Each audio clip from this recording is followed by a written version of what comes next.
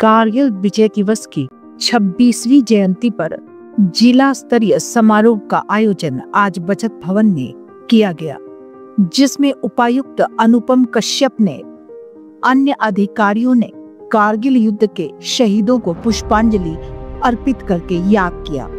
उपायुक्त ने कहा कि स्कूल एडॉप्शन प्रोग्राम के तहत जिले के अधिकारियों ने जिन स्कूलों को गोद लिया है, उनमें कारगिल युद्ध के हिस्सा रहे भूतपूर्व सैनिक अपने युद्ध के अनुभवों को साझा करेंगे, ताकि छोटी उम्र में भी स्कूली छात्रों में देशभक्ति की भावना जागृत हो सके। इसके साथ एनकॉर्ड की बैठक में भी पूर्व सैनिकों को शामिल किया जाएगा, ताकि युवाओं को नशे से दूर रखते हुए उनकी ऊर्जा को सकारात्मक दिशा में लगाया जा सके।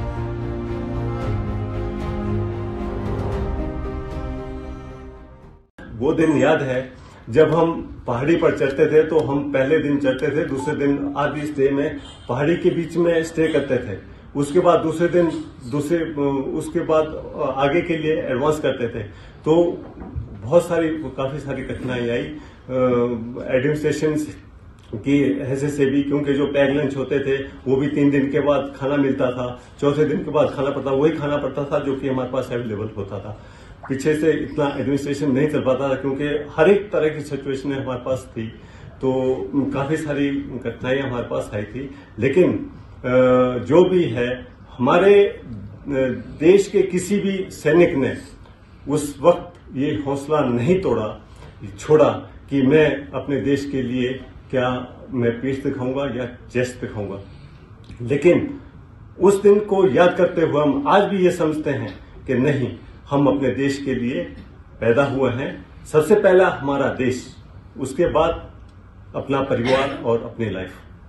तो आज भी जब हमारे को वहां पर पूछा गया था, एक बड़ी सीरियसली वो है कि अगर आपकी डेथ हो जाती है तो आपका फंड कहां जाए।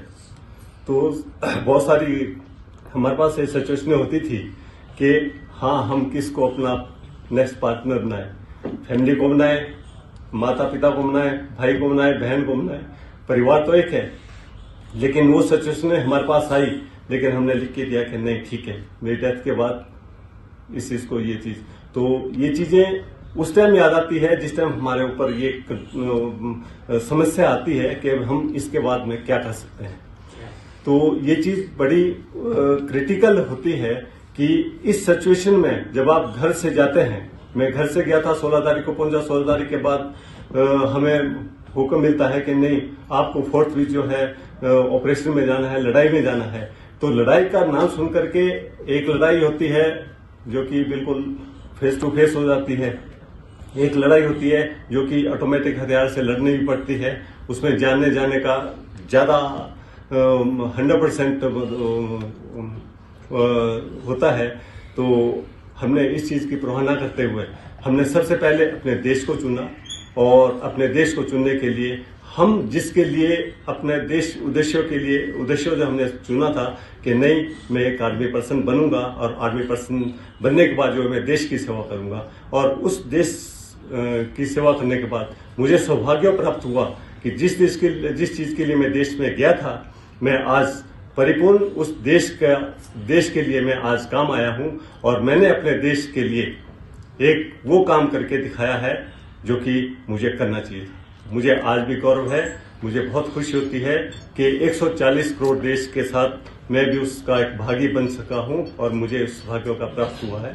और मैं आज भी इस 26वें अपने कारगिल दिवस के ऊपर में सभी देशवासियों को बहुत बहुत शुभकामनाएं और बधाई देता हूं, और आशा करता हूं कि जहां भी मेरा ये मैसेज जाए, मैं यंगेस्ट पूरे देशवासी जो 140 मेरे देशवासी हैं, सबके बीच में देशभक्ति की भावना होनी चाहिए, मेरे हिसाब से होनी चाहिए, ताकि उसको भी ये पता चले कि मैं अपने देश के लिए कुछ कर रहा हूं।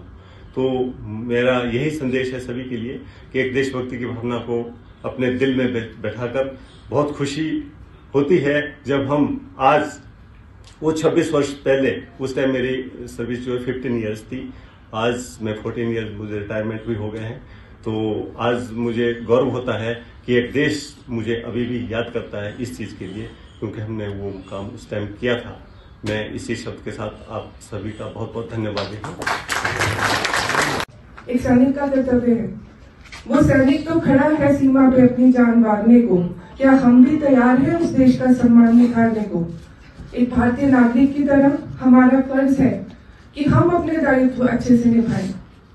वो तो देश की सरहद को जम्मू ओर से सुरक्षित कर रहा है, लेकिन जो देश का आंतरिक ताना बाना है उसे मजबूत रखना, सौहार्द से, जाति धर्म संप्रदाय क्षेत्रवाद से उठकर अपने देश के लिए जीना मरना, ये हम सबका कर्तव्य है। अगर हम कहीं भी इन चीजों में अपना दायित्व नहीं निभाते, कहीं भी कोई बेईमानी करते हैं, तो हम दगा कर रहे हैं उस सैनिक के साथ। उस माँ से पूछिए जो हंसते हंसते अपने बच्चे को भेज देती है, उस माता पिता दोनों से, जिन्हें पता है शायद वो वापस ना आए।